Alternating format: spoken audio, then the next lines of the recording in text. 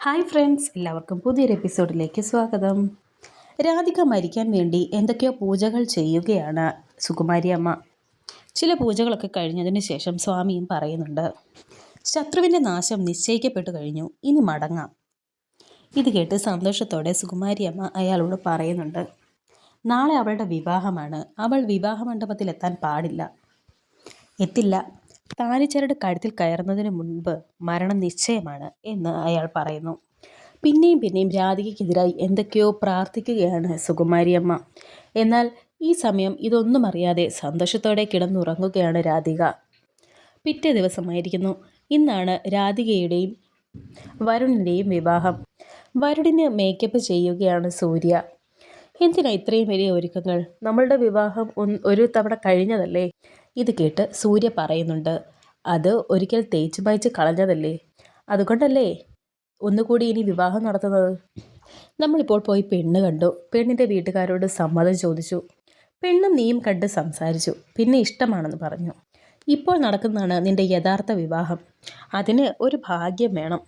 അപ്പോൾ വരുൺ പറയുന്നു, ഈ വിവാഹം നടക്കുന്നു എന്നുള്ളത് സത്യം തന്നെയാണ്, പക്ഷേ ഇപ്പോഴും നമ്മുടെ കുടുംബത്തിൽ ചില പ്രശ്നങ്ങളൊക്കെയുണ്ട്. അപ്പോൾ സൂര്യ പറയുന്നു, പക്ഷേ ഇപ്പോഴും ആ പ്രശ്നങ്ങളൊന്നും നിന്നെ ഏൽപ്പിക്കാൻ ഞാൻ ഒരുക്കമല്ല, അത് ഞാൻ കൈകാര്യം ചെയ്തോളാം. ഇത്രയും കാലമായിട്ട് പരസ്പരം സ്നേഹിച്ചിട്ട് പിരിഞ്ഞിരിക്കുകയാണ്. ഇനിയും ഇവിടുത്തെ കാര്യങ്ങൾ ഓർത്ത് ഞാൻ നിനക്ക് അവധി തരികയാണ്. ഇനി നീ കാര്യങ്ങളൊന്നും നോക്കണ്ട, പരസ്പരം സ്നേഹിച്ചു പോയാൽ മാത്രം മതി. നിൻ്റെ ഭാര്യയുമായിട്ട് 10 ജന്മം വേദനിക്കേണ്ടത് അവൾ വേദനിച്ചു കഴിഞ്ഞു. ഇത്രയും നല്ല സ്വഭാവങ്ങൾ ഉണ്ടായിട്ടും ഇങ്ങനെ ശിക്ഷിക്കപ്പെട്ട ഒരു പെൺകുട്ടി വേറെ ഉണ്ടാകില്ല. അതിൻ്റെ സങ്കടങ്ങൾ നീ തീർക്കണം. ഇനി മുതൽ അവളെ കാണുമ്പോൾ നിൻ്റെ മുഖത്ത് അവളുടെ മുഖത്തും ഒരു ചിരി ഉണ്ടായിരിക്കണം, ഒരിക്കലും മായാത്ത ചിരി എന്നൊക്കെ സൂര്യ പറയുമ്പോൾ വരുൺ പറയുന്നുണ്ട്, എൻ്റെ മനസ്സിലും ഇതൊക്കെ തന്നെയാണ്, പക്ഷേ കൂടെ വരുന്ന കക്ഷിയുണ്ടല്ലോ, അത്ര എളുപ്പമല്ല കൈകാര്യം ചെയ്യാൻ. ഏട്ടന് തോന്നുന്നുണ്ടോ വീട്ടുകാരുടെ കാര്യങ്ങൾ ഇങ്ങനെയൊക്കെ ഇട്ടിട്ട് പുറത്ത് എന്നോടൊപ്പം സന്തോഷിക്കാൻ വരുമെന്ന്? അവളുടെ ഏറ്റവും വലിയ സന്തോഷം അവളുടെ വീട് തന്നെയാണ്. ഈ വീടൊന്നും കളഞ്ഞിട്ട് അവൾ വരില്ല എന്നൊക്കെ വരുൺ പറയുന്നു. ഇത് കേട്ട് സൂര്യ പറയുന്നു, അതൊക്കെ എനിക്ക് അറിയാടാ, പക്ഷേ നീ നിർബന്ധിച്ച് കൊണ്ടുപോകണം. ചെറിയമ്മയുടെയും കൽപ്പനയുടെയും കാര്യം എന്തായാലും രാധിക വന്ന് കയറിയാൽ പ്രശ്നങ്ങളൊക്കെ എന്തായാലും കാണും. രാധികയോട് പറയണം, അവൾക്ക് വിഷമം തോന്നുന്ന എന്തെങ്കിലും കാര്യങ്ങളൊക്കെ അവിടെ സംഭവിച്ചാൽ ആ നിമിഷം തന്നെ നിന്നോട് പറയണമെന്ന്.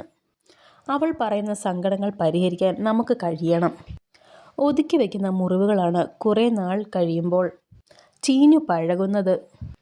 കൽപ്പനയുടെയും ചെറിയമ്മയുടെയും ചികിത്സയൊക്കെ തുടക്കത്തിലാകാമെന്ന് സൂര്യ പറയുമ്പോൾ വരുൺ പറയുന്നുണ്ട്, ഏട്ടനെല്ലാം കരുതിക്കൂട്ടിയാണല്ലേ, നീ എനിക്ക് വേണ്ടി ഒരുപാട് കാര്യങ്ങൾ ചെയ്തതല്ലേ, അപ്പോൾ നിനക്ക് വേണ്ടി അങ്ങനെയല്ലേ പറ്റൂ എന്നും സൂര്യ പറയുന്നു.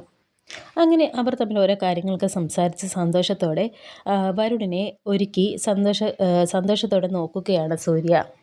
ഇതേ സമയം രാധികയെ കാണിക്കുന്നുണ്ട്. രാധികയെ ഒരുക്കുന്നത് മറ്റാരുമല്ല, ആരതിയാണ്.